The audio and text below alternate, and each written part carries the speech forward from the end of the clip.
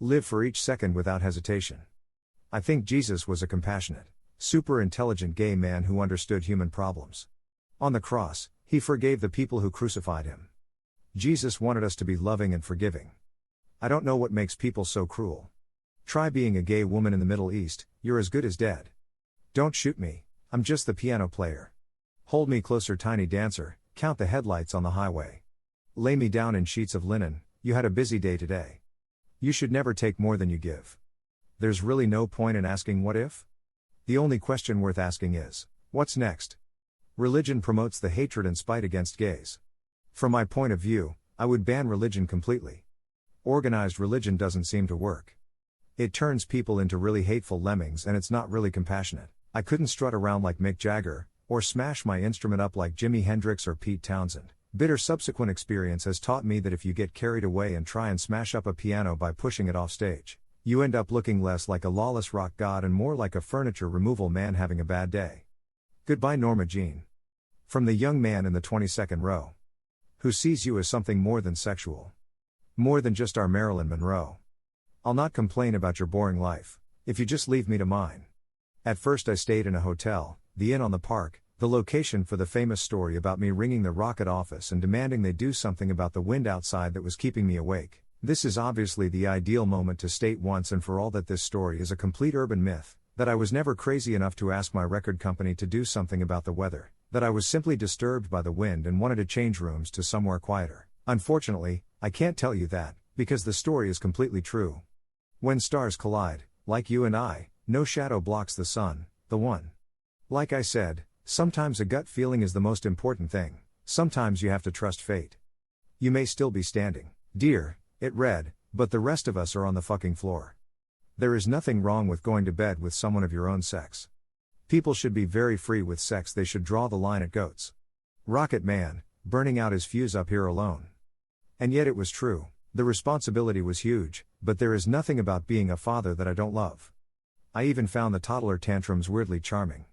You think you're being difficult, my little sausage? Have I ever told you about the time I drank 8 vodka martinis, took all my clothes off in front of a film crew and then broke my manager's nose? This life's a long old road. We shouldn't have to walk alone. But if you find the right companion, you won't feel so worn out when you've grown. All life is precious. And every day's a prize, and sometimes you'll find an answer in the sky. A psychologist would probably say that, as a kid, I was trying to create a sense of order in a chaotic life, with my dad coming and going and all the reprimands and rows. I didn't have control over that, or over my mother's moods, but I had control over the stuff in my room. Objects couldn't do me any harm. I found them comforting. I talked to them, I behaved as if they had feelings. If something got broken, I'd feel really upset, as if I'd killed something. Cause what the hell is wrong with expressing yourself, trying to be me? That was just the mindset of the times, that happiness was somehow less important than keeping up appearances. You think you're being difficult, my little sausage? Have I ever told you about the time I drank 8 vodka martinis, took all my clothes off in front of a film crew and then broke my manager's nose? If you fancy living in a despondent world of unending, delusional bullshit, I really can't recommend cocaine highly enough. You can send yourself crazy wondering. But it all happened, and here I am. There's really no point in asking what if? The only question worth asking is, what's next? And that was the moment my mother turned up, in character as a raving sociopath. Having obviously forgiven me for the incident on the Starship, Stevie Wonder turned up one day and took out a snowmobile, insisting on driving it himself. To preempt your question, no, I have absolutely no idea how Stevie Wonder successfully piloted a snowmobile through the Rocky Mountains of Colorado without killing himself, or indeed anyone else, in the process, but he did. After a while, the only presents I wanted were records and books. Either I was genetically predisposed to losing my rag, or I unconsciously learned by example. Whichever it was, it has proved a catastrophic pain in the arse for me and everyone around me for most of my adult life. I had no idea how to live, but I didn't want to die. Only take as much as you give, in the circle of life.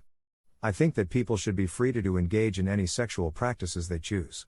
They should draw the line at goats, though. It's hard to see how I could have been given a clearer warning that this was a bad idea unless it had started raining brimstone and I'd been visited by a plague of boils. Back then, even talking about rock and roll at the Royal Academy would have been sacrilege, like turning up to church and telling the vicar that you're really interested in worshipping Satan. I've played pianos, I've jumped on pianos, I've fallen off pianos and I've pushed a piano into the crowd, hit a member of the audience with it and spent the rest of the night frantically apologizing to them. How boring does your sex life have to be for a blowjob to count as the height of unimaginable depravity?